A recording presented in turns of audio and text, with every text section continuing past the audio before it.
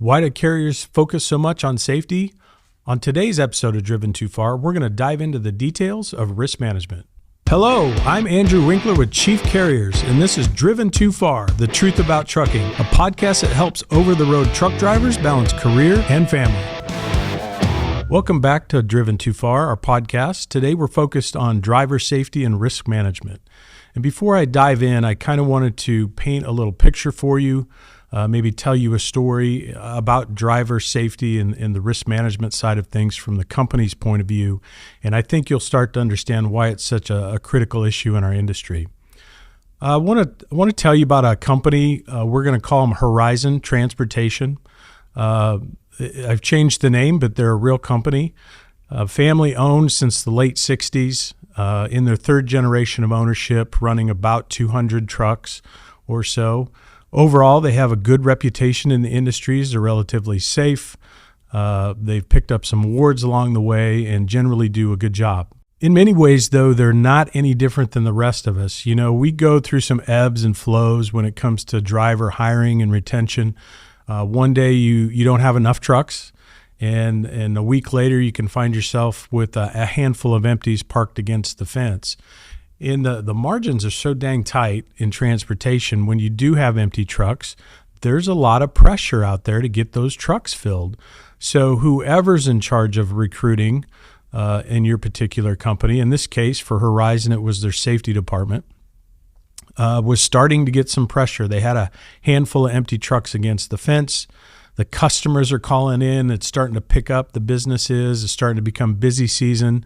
And not only were they paying for those trucks parked against the fence, still making payments on it, they're losing revenue opportunities too, because they could be hauling more loads if they could just find enough drivers. So the safety guy, he's starting to feel the heat from the VP of operations. He says, hey, we got to get these things filled. We got customer demands to meet. What are you doing to get these trucks filled? And the safety guy's a little bit frazzled and stuff, but he's feeling that pressure. And one day, Jake, a potential driver, walks in the door and fills out an application for Horizon, and it's less than perfect. If you look at Jake's background and history, he's got some traffic tickets on there, kind of a history of speeding, maybe an accident or something, but it's not so bad that the company wouldn't consider him. So the safety guy, feeling the pressure, goes ahead and takes the risk on Jake and gets him hired, runs him through orientation, and they get him behind the wheel just a few days later. So Jake's off with his new career with Horizon, off to a good start. Dispatch likes him. He's very charismatic. He's a likable guy, even though he doesn't do everything perfect, but he seems to get along with everyone. And for a couple months, everything's going really, really well. As Jake gains confidence with his new company, his reckless tendencies kind of start to surface and kind of start to come back a little bit. So here we are one fateful night. Jake's trucking down the road, and it's just a beautiful night, clear skies, moonlight shining on the highway and stuff, and there's not much traffic out there. So Jake decides to kind of put the hammer down and make some good time on this run. And as he does that, he comes down a hill and kind of comes around a curve, and he realizes he's going too fast for that particular curve, and he crosses the center line. Unfortunately, there was a family coming in the other lane, and there was a collision. There was one fatality, several people injured in that accident. In the aftermath of the accident, Jake's recklessness and carelessness and his driving history all comes to light, because what's one of the things that those plaintiff attorneys are going to do is they're going to dig, and they're going to dig hard, and they're going to find every little thing they can on that trucking company and on that driver that was behind the wheel that caused that accident or just was even involved in an accident. Sometimes you don't even have to be at fault, but it's not unusual to get drug into those type of court cases and be named. Even if you didn't necessarily do anything wrong, it just feels like they're always after the truck line. They're after the big paycheck and who's got the deepest pockets kind of thing. So they find anything they can to bring you in. So Horizon finds himself in the middle of a lawsuit. The family is suing, of course. And what they end up finding was negligent hiring and retention. So once they dig through Jake's background and see that the company kind of overlooked some things when they hired him. Remember, the safety guy was under a lot of pressure and stuff, and maybe he didn't quite do all the background checks that he should have, or maybe there was some of Jake's history that was kind of in a gray area or showing red flags that maybe we shouldn't hire this guy. Well, the company decided to take a risk on him, and they hired him and they brought him in. But by doing that, they really opened themselves up for something just like this on a lawsuit, because the attorney found the issues within the application of the driver and says, look, you didn't follow your own hiring guidelines when you brought this guy on. Therefore, you're negligent as a company for hiring this individual and putting him behind the wheel, which in turn killed somebody and injured several members of this family. So what was a great success story, remember this company's third generation of ownership and business over 50 years, they're standing at the brink of ruin because of one little slip up in the safety department. Somebody that probably knew better went ahead and signed off on this driver. And you always think that it's never going to happen to me. Those kind of accidents happen to other people. But it's not that unusual to get drug into those. So that's the reason, when we start talking about safety and risk management, is you absolutely cannot afford to cut corners as a company. And especially if you're in that hiring, if you do the hiring for the company. So why do we put such importance on driver hiring, driver safety, and risk management? Well, simply put, it's protecting both the company and the employees. Every time a driver climbs into that cab, they get behind the wheel, there's always a potential for an accident to happen. And like I mentioned, it doesn't have to be your fault. You can just get tangled up in some things sometimes, and it just blows up in your face when you really didn't do anything wrong.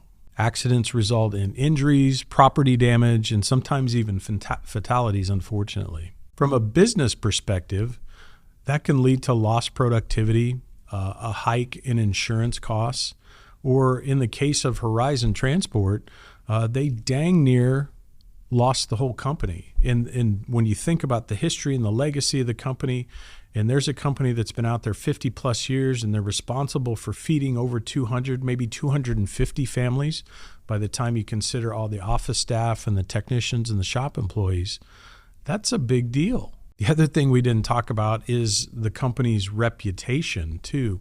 When you think about those accidents when they happen, what's one of the things that certainly can happen?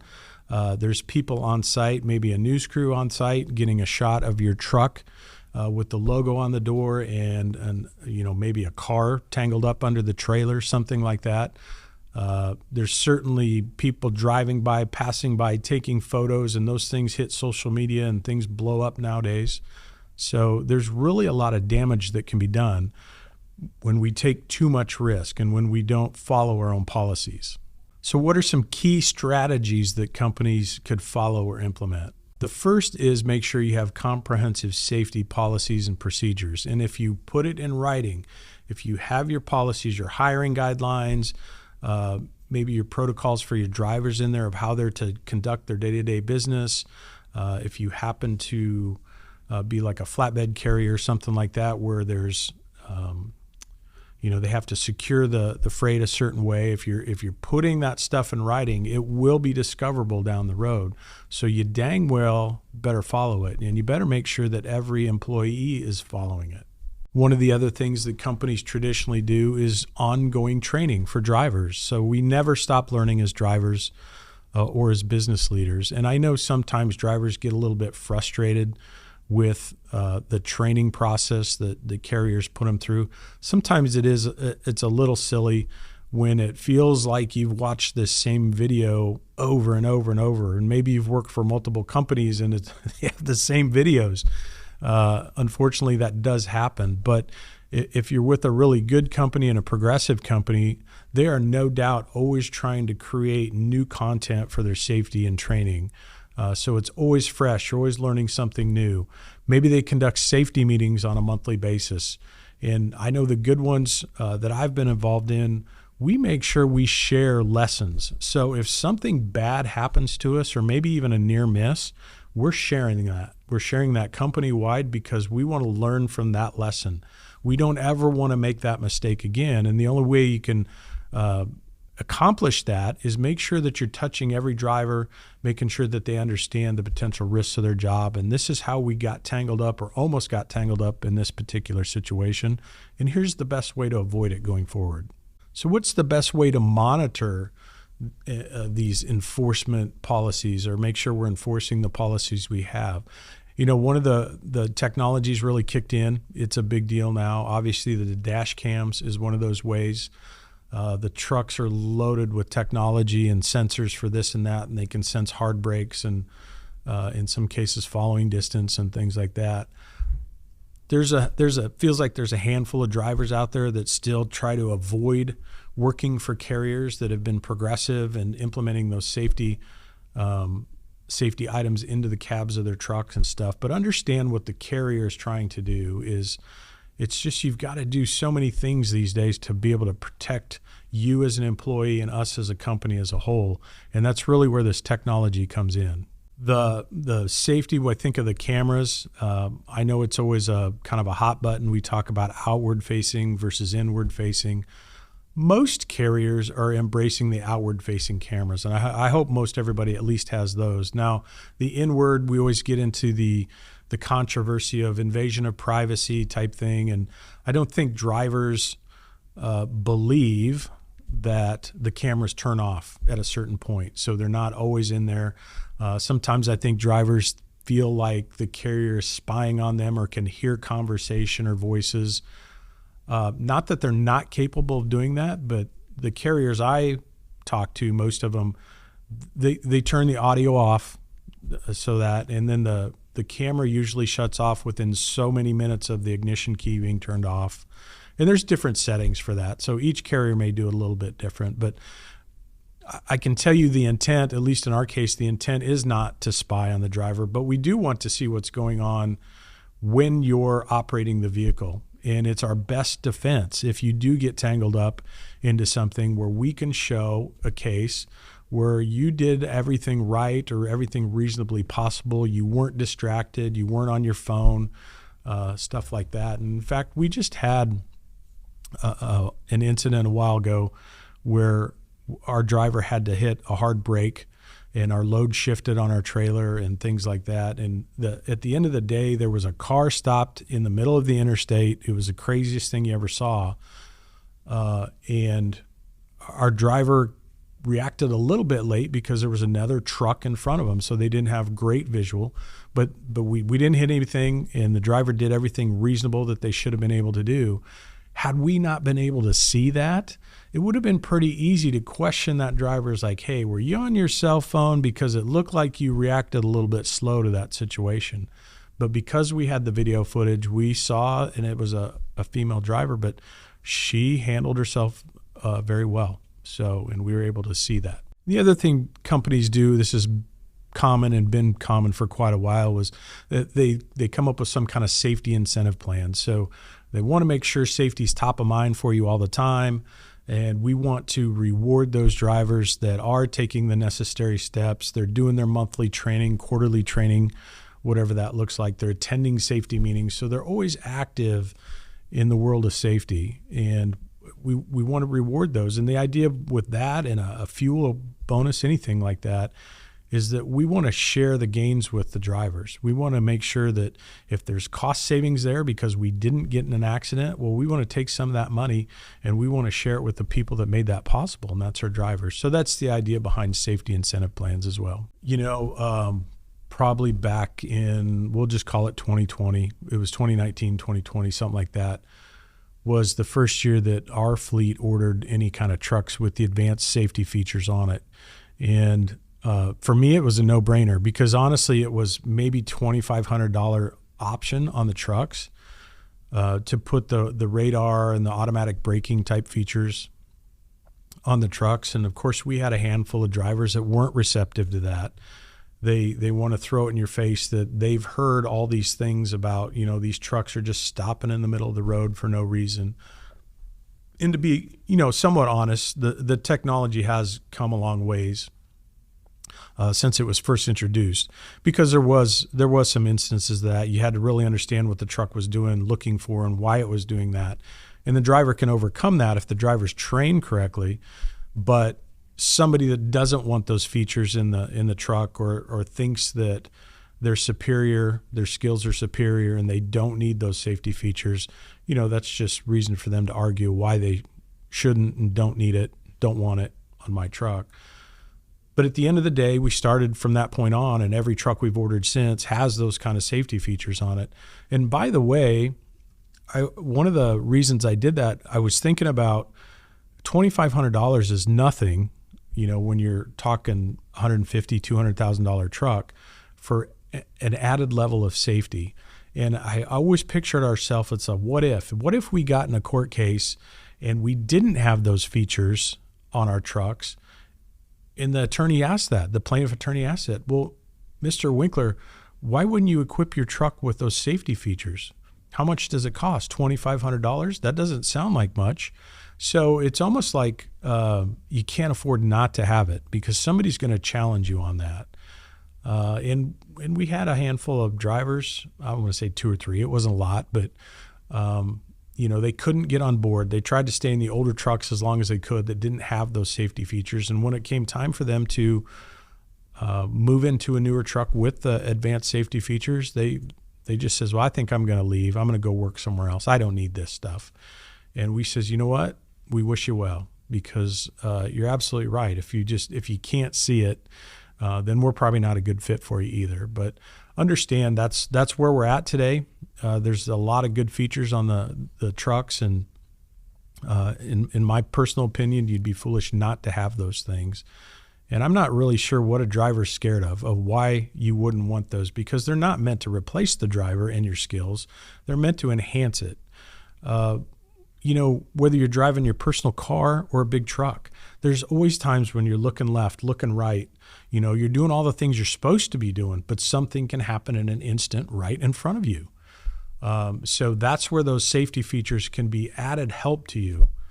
Should you need to brake hard or something like that. Maybe it reacts a second or so quicker than you would have done so by the time you swung your head back around and kind of figured out what was going on in front of you. So anyways, great investment in my opinion. So just some final thoughts. I think companies need to emphasize the importance of not cutting corners, specifically where we talked about a horizon, and it was just a lack of judgment from a safety guy that should have known better, did know better.